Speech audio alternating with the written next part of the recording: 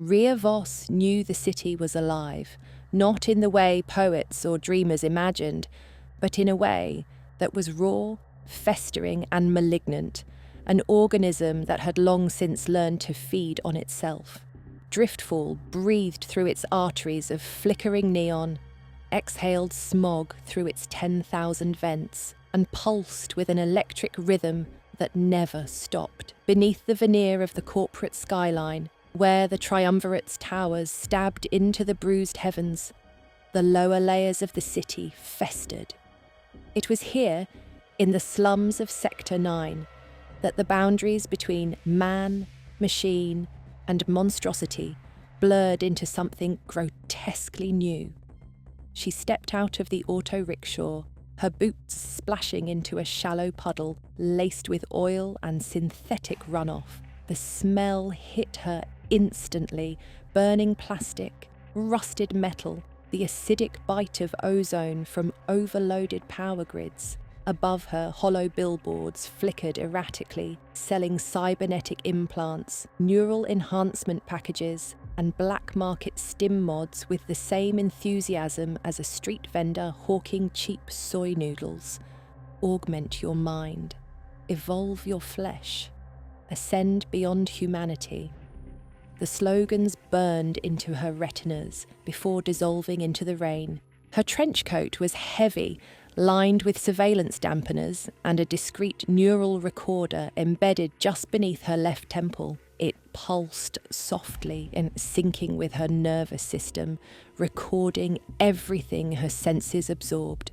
EchoNet had given her one directive: bring back the truth. And the truth was supposed to be simple. Illegal biomodification clinics were experimenting on desperate citizens, splicing human DNA with synthetic components, promising ascension but delivering horrors. The truth was never simple. Sector 9 was home to the forgotten, the forsaken cyber-psychotics who had severed their humanity, one upgrade at a time, roamed the alleys like digital ghosts. The Sable Cartel ran the underworld with a precision that rivaled corporate boardrooms. Between them were the desperate, the scavengers, the broken souls who had nowhere left to go. It was here that the rumours had started, whispers of a hidden clinic, of people vanishing and returning as something else. She had already met two sources tonight. One had been a cartel informant who had spoken in a hushed, jittery voice, his augmented hands twitching under the weight of chemical dependencies. "You don't get it, do you?" he had hissed. "They ain't just upgrading people, they're making something new, something that ain't human."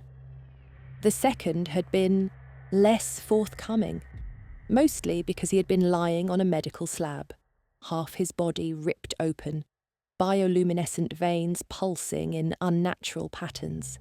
His cybernetic eyes flickered, trying to focus as he whispered the words, not evolution, survival, before his pulse monitor flatlined. Rhea had seen horrors before: cybernetic burnouts, failed augmentations, people driven insane by neural graft rejection. But this was different. This was precise. A shadow shifted in the alley ahead. She tensed, her hand brushing the concealed blade at her hip. Not a firearm. Guns drew attention. And attention in Sector 9 was a death sentence. She moved forward, past the rusted-out husk of an old vending machine still offering expired nutrient bars. The air was thick with humidity and the ever-present hum of electricity. Someone was following her. She didn't turn, didn't break pace, but the pulse in her wrist spiked. The recorder in her temple continued its quiet work, cataloguing the details. Footsteps, light and deliberate. Whoever it was, they were trained. A corporate assassin? Cartel enforcer? Worse. She took a sharp turn down an alley lined with illegal augmentation booths, neon signs blinking erratically over cyber doctors, operating with steady hands and dead eyes. One was grafting a new spinal rig onto a shivering woman, her teeth clenched against the pain as metal fused with flesh. Another was replacing a man's organic fingers with something clawed and inhuman. Behind her, the footsteps stopped. A presence loomed. She whirled. Too late, a hand closed around her throat, slamming her against the graffiti-stained wall. The grip was inhumanly strong, cold, a cybernetic enhancement, reinforced bone structure. She struggled, her own modifications kicking in, amplifying adrenaline, sharpening reflexes. A face emerged from the shadows, augmented eyes, the pupils shifting, recalibrating. He wasn't human anymore. Shouldn't have come here, journalist. His voice was wrong. Too smooth, too measured. A voice that had been altered. Her heart pounded. Her neural recorder was still running. This was evidence. She just had to survive long enough to use it. The man, or whatever he was, tilted his head. A moment of hesitation, and then he spoke the words that chilled her to the bone. "You don't understand! They didn't modify me! They built me!" A gunshot rang out. The world blurred. The man staggered back, black liquid seeping from his temple. Not blood, something else. Rhea didn't wait to see who had fired. She ran, deeper into the abyss of Sector 9, her pulse hammering in her ears. She had the evidence she needed, but something inside her knew. The truth she had found was only the surface of something far, far worse, and the deeper she dug, the less certain she became that she would ever make it out alive. Her neural recorder was still embedded in her skull. She could feel it, but something was wrong. A low hum coursed through her veins, something beyond adrenaline, beyond fear. The restraints dug into her skin as she jerked against them, useless. Someone had tampered with her body, spliced her. A figure moved beyond the dim blue glow, a shadow against a wall of biotanks. Silhouettes inside writhed in silent agony, half human, half something else. Limbs fused with carbon exoskeletons twitched involuntarily, their owners locked in a state between consciousness and oblivion. She swallowed bile, fighting the instinct to scream. The shadow stepped closer. A man, or what had once been one. His eyes glowed a sickly gold, pupils shifting in sharp, mechanical calibration.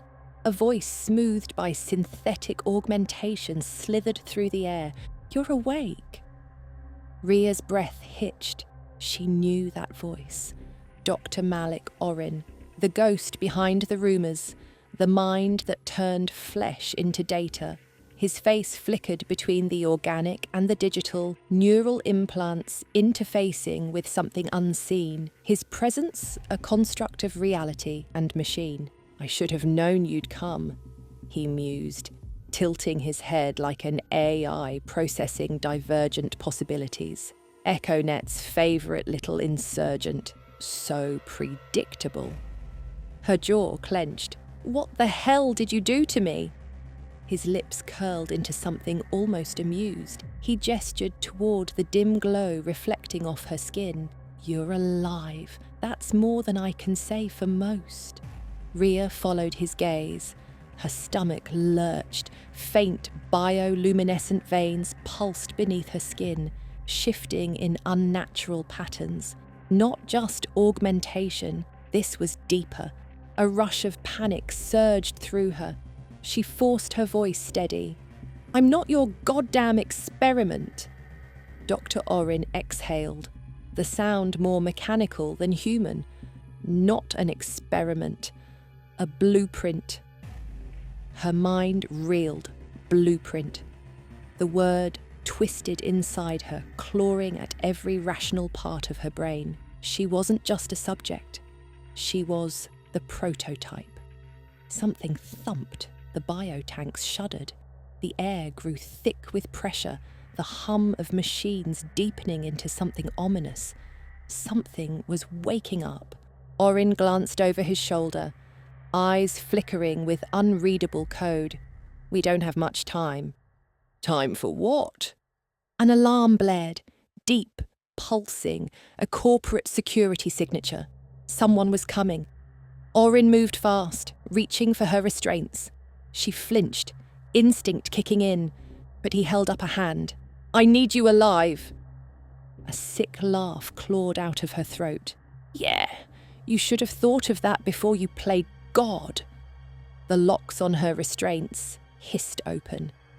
She barely had time to react before the entire facility shook, the reinforced walls groaning as something massive pounded from beyond the containment chambers. It was awake. Orin's gaze darkened. "You want answers. Then run." Rhea didn't hesitate. The moment her feet hit the cold floor, she bolted. Every nerve screamed in protest. Her body, her new body, adapting to movement at an unnatural speed. Her breath came in sharp bursts, the synthetic oxygen mix of the lab burning in her lungs. Behind her, metal shrieked, glass shattered, a guttural, unholy sound tore through the air, part machine, part primal agony. The failed ascendants were loose. Orin's voice echoed through the chamber. If they reach the surface, it's over. Rhea wasn't interested in sticking around to find out why. She tore down the corridor, dodging the flashing red emergency lights. Ahead, security enforcers, black-clad, augmented, guns loaded with smart rounds that could track her in a heartbeat. Think fast. She lunged into an access hatch just as gunfire tore through the air too fast. Her reflexes sharpened, time stretching in a way that was both terrifying and exhilarating. They'd done something to her. Her feet hit the grates of a lower tunnel, cold, damp air licking at her skin. Footsteps thundered above.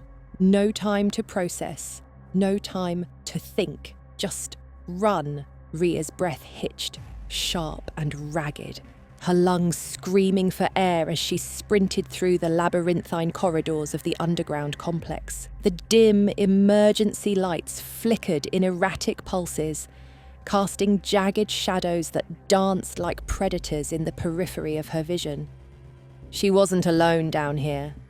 Somewhere behind her, the echoes of metallic claws scraping against steel sent a visceral chill down her spine. The failed ascendants, not fully human, not fully machine, just something else, and they were hunting. Her fingers twitched, muscles unfamiliar, yet eerily responsive. She could feel the modifications now, humming beneath her skin like some foreign intelligence had taken root inside her. This wasn't just augmentation, it was integration. A terrible, undeniable fact settled into her gut. She was changing. A sudden sound, too close. A shriek, guttural and raw, split the silence. Rhea barely had time to react before a blur of metal and sinew lunged from the darkness. Instinct kicked in, something inside her moving before she could think. She ducked, pivoted, her body shifting faster than it should. She turned mid-motion, striking out, a perfect counter. The impact sent the creature staggering, crashing into the wall with enough force to dent steel. Too strong, too fast. Her breathing hitched, eyes wide. What the hell had they done to her? No time for fear. More were coming. She pushed forward, heart hammering, following the pulse of neon-lit pathways deeper into the industrial maze. The world blurred at the edges, senses overloaded, the hiss of steam vents, the distant thrum of electrical conduits, the whisper of something unseen tracking her movements through the walls. Every part of her body screamed at her to keep moving or die. Then, a doorway, heavy, reinforced, but flickering with an open status on its lock panel. Someone had left it accessible. On purpose. She didn't think. She dove inside, slamming the panel with her palm. The door sealed shut just as something crashed against it from the other side. Silence, except for her pulse hammering in her ears. She exhaled, slumping against the wall. Her body hummed with residual energy, her nerves buzzing like a misfiring processor. And then, a voice. Low, measured, not alone. I was hoping you'd make it. Rhea froze. A figure stood across the dimly lit room, half shrouded in the glow of terminal screens. A man, or something close enough. He was older, his face etched with the wear of someone who had seen too much, but his eyes, they weren't human anymore. Cybernetic implants laced with gold circuitry pulsed softly, syncing with unseen data streams. Cade Veyron, a name she knew from the digital underground. Ex-OmniGen, a traitor to the Triumvirate. A man who had vanished years ago, rumoured to be dead or worse. Rhea's fingers twitched toward her concealed blade. I don't do ghosts. Cade smirked. That makes two of us. A long pause. The low hum of machinery filled the void between them. Finally, he exhaled, stepping closer. You have questions. I have answers. But first, his gaze flickered over her, sharp, calculating. Do you feel it yet? Her skin prickled. He knew. Her stomach twisted, a cold certainty curling in her gut. She looked down at her own hands, pale, trembling, veins faintly pulsing with an unnatural luminescence. Something inside her was different. She swallowed hard. What did they do to me? Cade sighed, tapping a command into his terminal. The screens behind him flickered to life, data scrolling too fast for normal human eyes. You weren't just modified, Rhea. You were rebuilt.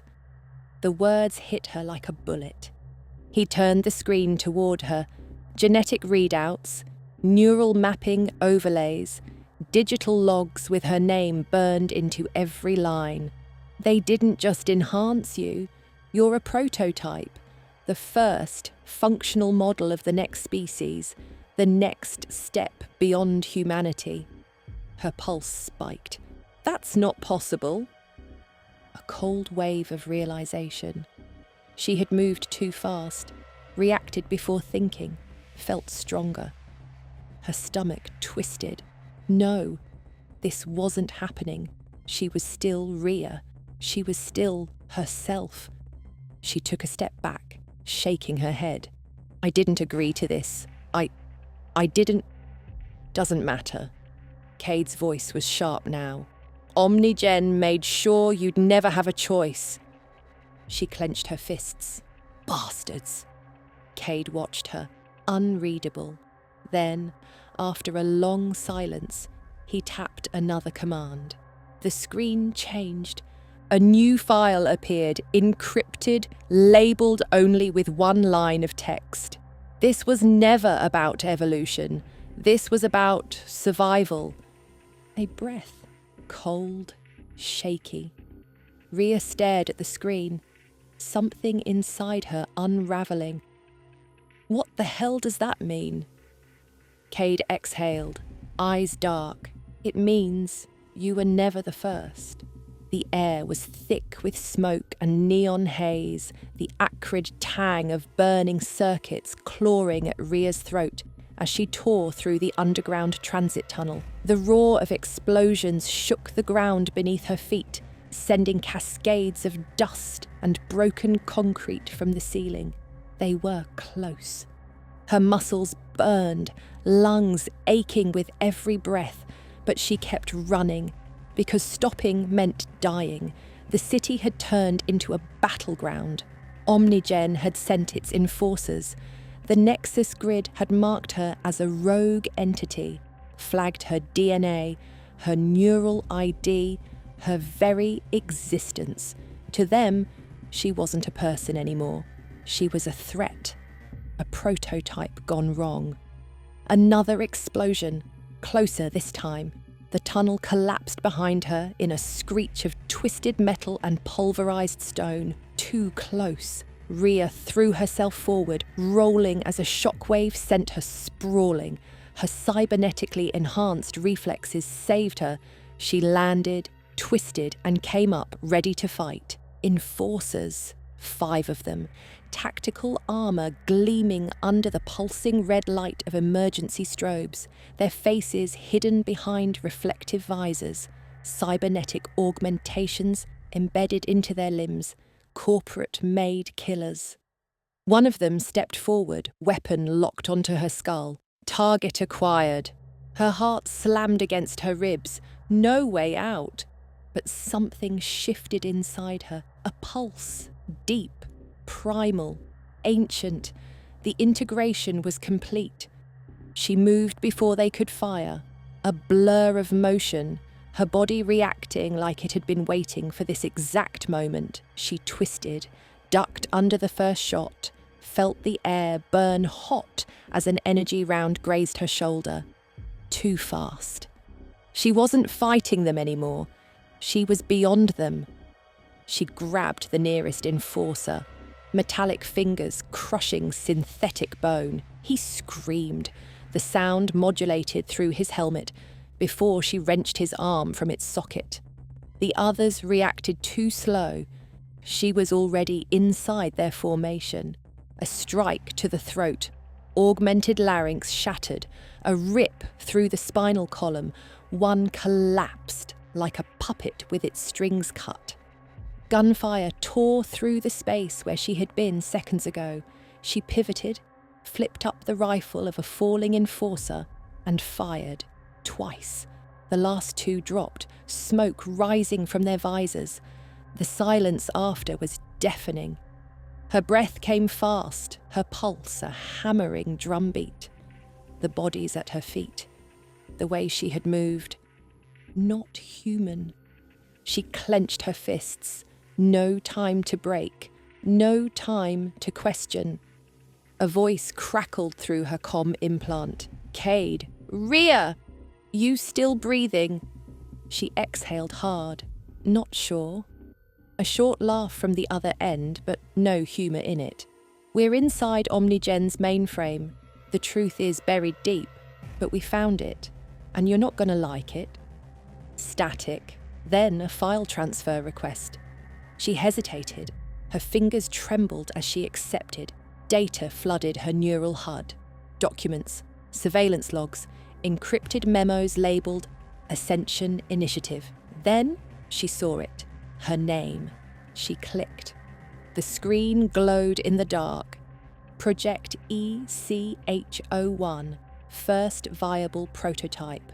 True integration of synthetic and organic matter, evolutionary survival model. Her stomach twisted. She scrolled further. There were more names. Dozens. Hundreds. She wasn't the first. But she was the only one still alive. Her hands balled into fists. A lie. Her whole life. A corporate experiment. Cade's voice cut through the haze. We have to end this now. The final transmission appeared. An extraction site. The core of OmniGen's research lab. The place where it had all started. The place where it had to end. Rhea exhaled, steadying herself. One last fight. She reloaded her stolen rifle. Then, let's burn them to the ground. She launched into the night, the city screaming around her. It was no longer about exposing the truth. It was about destroying it. And she would tear Driftfall apart before she let OmniGen do this to anyone else. The rain hit the pavement in thin, acidic streaks, hissing as it met the broken concrete.